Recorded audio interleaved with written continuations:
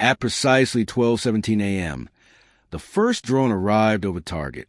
The Russian guards on the ground saw nothing.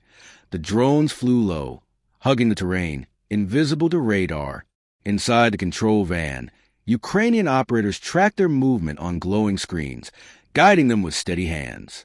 The crosshairs centered on the lead ammunition car, a massive wagon filled with 152mm shells.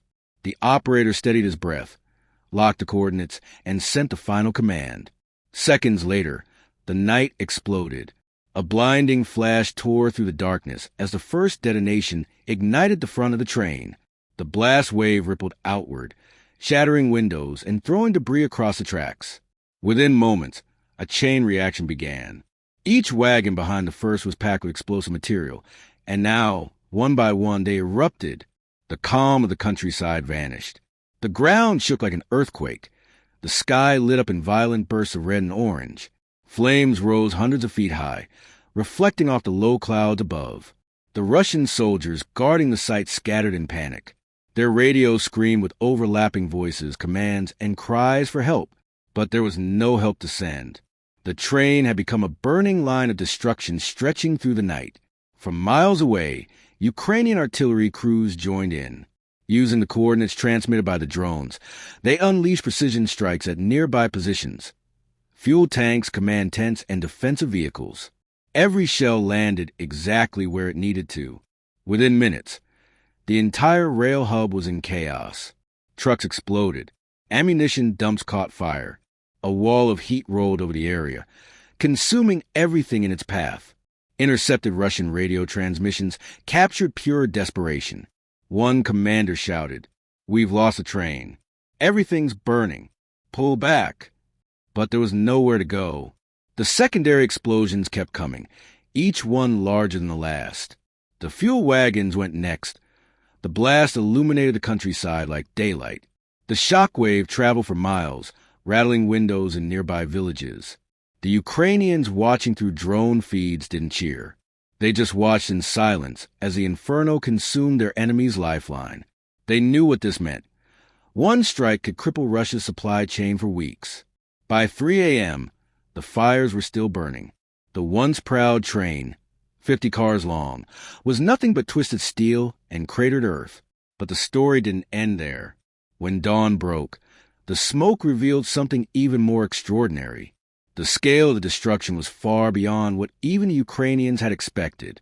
Dozens of secondary ammunition dumps had detonated, wiping out an entire logistics hub that supported thousands of Russian troops. The attack had done more than destroy a train. It had paralyzed a segment of Russia's frontline operations. When Russian engineers finally reached the site, the scale of the devastation stunned them. What had once been a sprawling rail yard was now a graveyard of burned metal.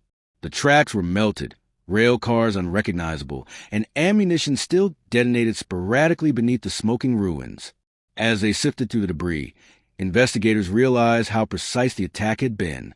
The drones had struck at specific weak points: the fuel cars, the artillery wagons, the command post.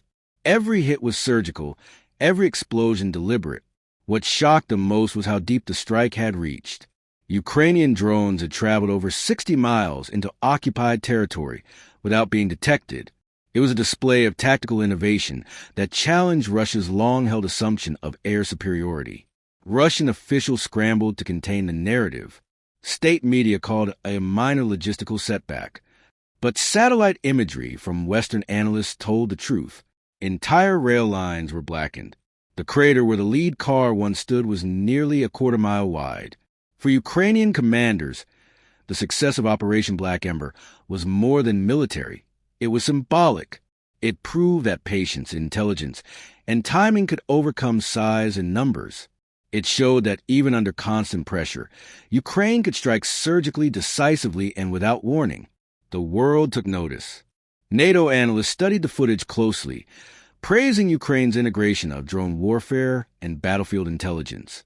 The U.S. Department of Defense noted it as one of the most effective precision strikes of the year. On social media, videos of the explosion spread rapidly.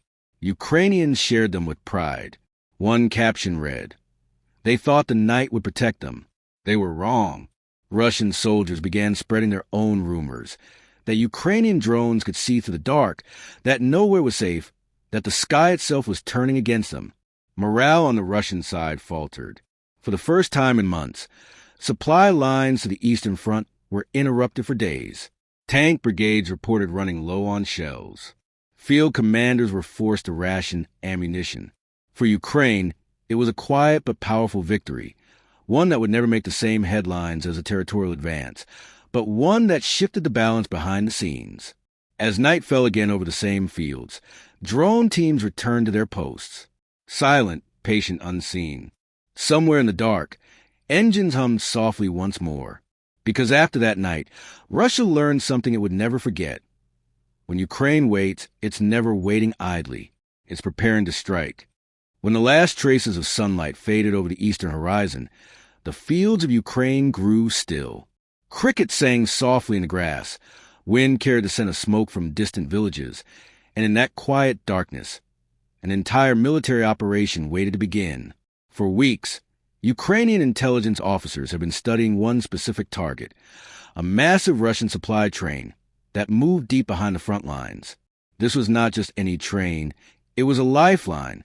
It carried artillery shells, rockets, tank ammunition, and fuel supplies to support Russian offensives in the Donetsk region. Every day, the single convoy helped feed Russia's war machine.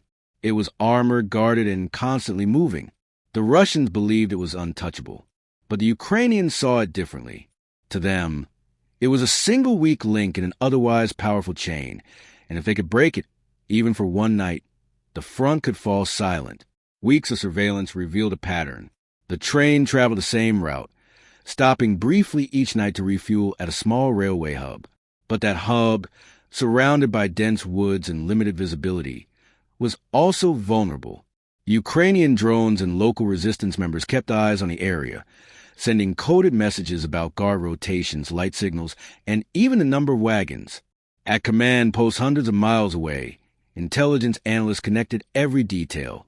Coordinates, departure times, flight paths, and troop movements.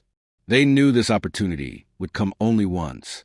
Ukrainian drone units were briefed on a mission code-named Operation Black Ember. They were to strike the train during its overnight stop, a moment when the Russians would be least alert, and the sky would conceal every approach. Operators prepared their drones, small but deadly, loaded with shaped charges designed to penetrate armored surfaces. They checked frequencies, verified GPS data, and synchronized with artillery units standing by in distant positions. And then they waited. As the hours ticked toward midnight, radio silence fell across the Ukrainian outpost. The night air grew colder. The men knew that somewhere in the distance, the target was slowing to a stop. The hum of engines faded as a massive train rolled into the refueling point. One final confirmation came through encrypted channel. Train stationary. No movement. Launch window open. That was all they needed. The order was simple. Proceed. No one spoke. The operators started their drones. Quiet, battery-powered engines came to life. Faint, almost like whispers in the dark. One by one, the small aircraft lifted into the sky, disappearing into the vast blackness above the fields. Their destination, a line of steel and fire waiting to be awakened.